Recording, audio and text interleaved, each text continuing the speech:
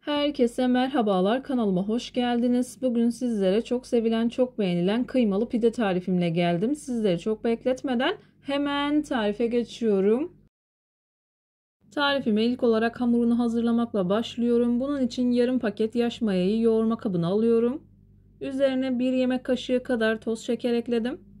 1 bardak ılık süt ekliyorum. 1 bardak ılık su ekliyorum. Çırpıcı yardımı ile maya ve şeker tamamen eriyinceye kadar karıştırıyorum.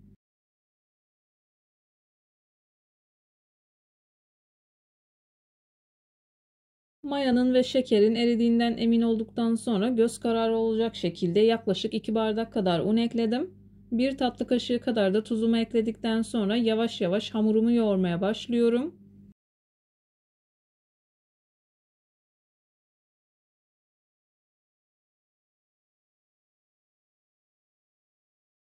İsterseniz ilk etapta yoğunlaşıncaya kadar spatula yardımı ile karıştırabilir, daha sonra elinizle yoğurabilirsiniz.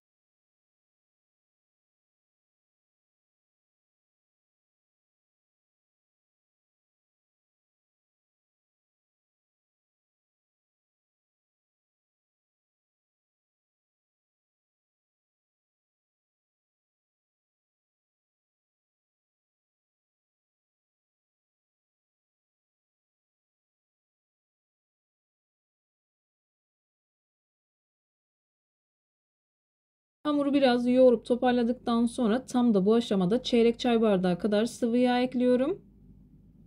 Hem hamuru toparlayacak hem de hamurun kıvamını güzelleştirecek. Yavaş yavaş yoğuruyorum. Bu aşamadan sonra çok fazla un eklemesi yapmamaya dikkat edin. Ben bu tarif için toplamda 4,5 bardak kadar un kullandım. Unun markasına ve kalitesine göre değişkenlik gösterebilir. Lütfen kontrollü ekleyin.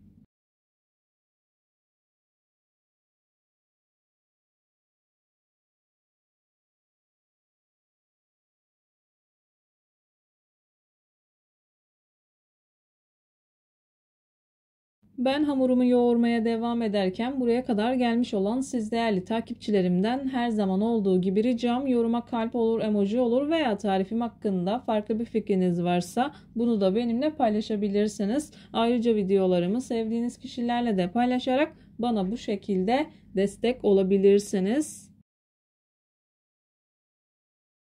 Hamurumu yaklaşık 4-5 dakika kadar yoğurduktan sonra üzerini kapatıyorum. Oda sıcaklığında 1 saat kadar mayalandırıyorum. Hamur mayalanırken bu arada ben de iç harcını hazırlamaya geçiyorum. Eğer kuzu eti kullanacaksanız hepsini çiğden kullanabilirsiniz. Uygun bir tencerenin içerisine sıvı yağ döktüm. Çeyrek çay bardağı kadar kullanabilirsiniz. Kıymanın yağ oranına göre de ayarlayabilirsiniz. İsterseniz hiç kullanmayabilirsiniz. Kıymanın güzel bir şekilde dağılması için, topak topak olmaması için üzerine biraz kaynak tuzu ekledim. Dilerseniz kaya tuzu da kullanabilirsiniz. Karıştırarak kavurmaya başlıyorum.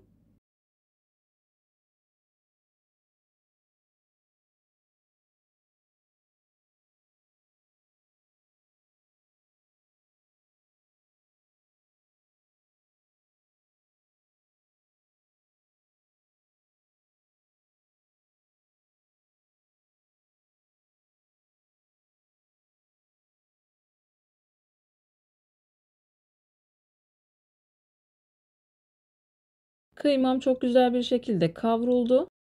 Kıyma suyunu salıp çekip yağ geçtikten sonra 2 adet orta boy soğanımı küçük küçük doğradım. Soğanları ekleyip kavurmaya devam ediyorum. Soğan miktarını kendi damak tadınıza göre ayarlayabilirsiniz.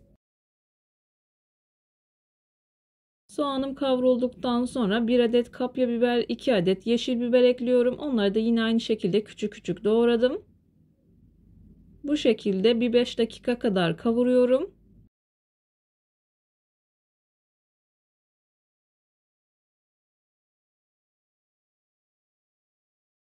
Biberleri de ekleyip kavurduktan sonra 3 tane domatesin kabuklarını soyup küçük küçük doğradım. İsterseniz bu aşamada sosunuz varsa sosunuzu da kullanabilirsiniz.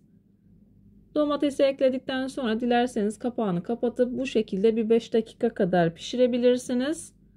Ben sürekli olarak karıştırarak kavurdum.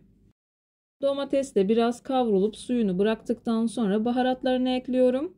Ben pul biber, karabiber ve tuz kullandım. Sevdiğiniz başka baharatlar varsa onları da kullanabilirsiniz. Şöyle bir karıştırdıktan sonra 2 dakika kadar daha pişiriyorum. Ocağımın altını kapatıp kenara alıyorum. Tamamen soğuduktan sonra kullanıyorum. İç harcı tamamen soğudu. Hamurum da çok güzel bir şekilde mayalandı. Mayalanan hamurumun havasını alıyorum. Bu tarz tariflerde eğer hamurun havasını almazsanız yaptığınız hamur işi tariflerinden maya tadı ve maya kokusu alırsınız.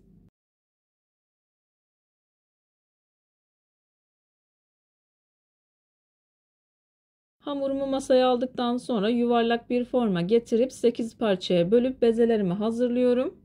Ben pideleri biraz büyük hazırladım. Eğer isterseniz daha küçük pideler hazırlayabilirsiniz.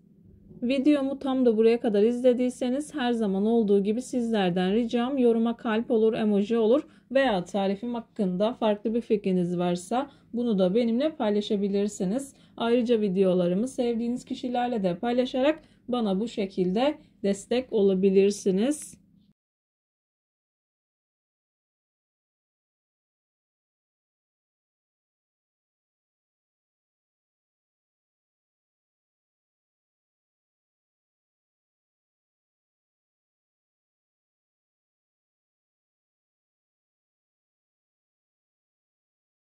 Hamurum oldukça yumuşak bir hamur olduğu için undan destek alarak bezelerimi hazırlıyorum.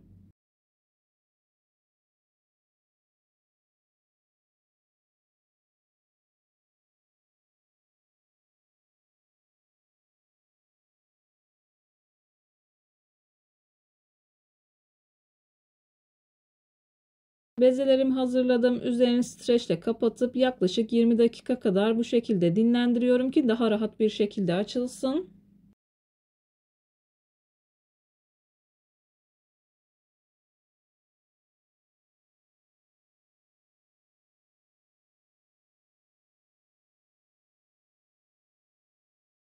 Bezeleri yaklaşık 20 dakika kadar dinlendirdim. Bir tane bezemi masaya alıyorum. Merdane yardımı ile videoda görüldüğü gibi açıyorum.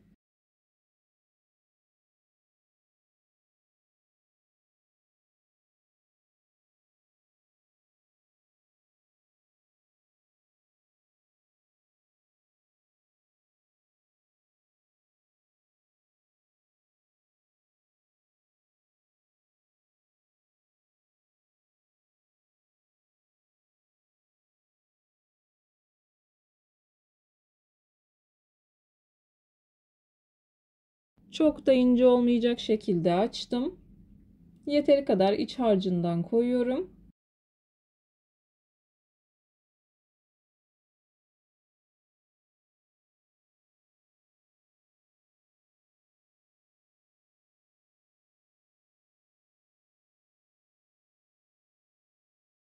İç harcını yerleştirdikten sonra pidenin şeklini veriyorum. Yağlı kağıt serdiğim tepsiye alıyorum. Uç kısımlarını iyice birleştirmeniz gerekiyor pişerken açılmaması için.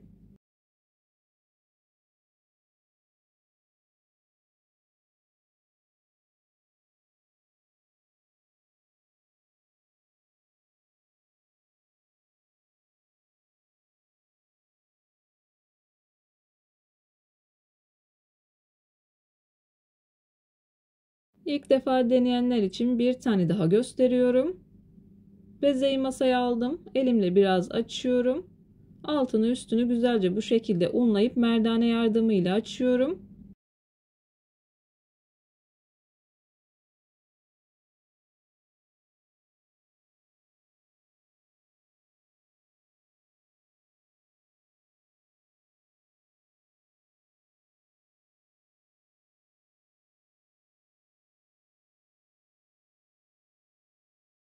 İç harcını yerleştirdikten sonra pide şekline getiriyorum.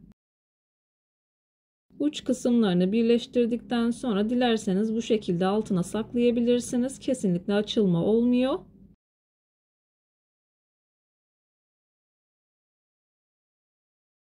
Pidelerimi hazırladım. Tepsiye koyarken biraz çekiştirerek koydum. Kenar kısımlarına yumurta sarısı ve süt karışımı sürüyorum. Bir tane yumurta sarısına 1 yemek kaşığı kadar süt karıştırıp iyice karıştırabilirsiniz. Yumurta sarısını sürdükten sonra önceden ısıtılmış 200 derecelik fırında altı üstü güzelce kızarıncaya kadar pidelerimi pişiriyorum.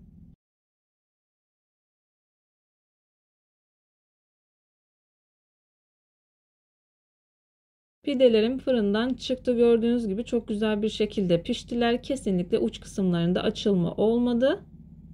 İyice sıkıştırdığınız zaman açılma olmuyor. Alt kısmı da güzel bir şekilde kızardı. Yumuşacık çıtır bir pide oldu.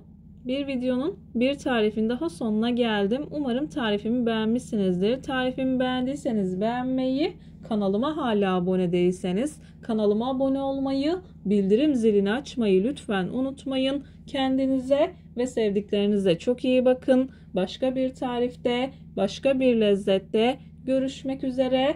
Hoşça kalın. Allah'a emanet olun.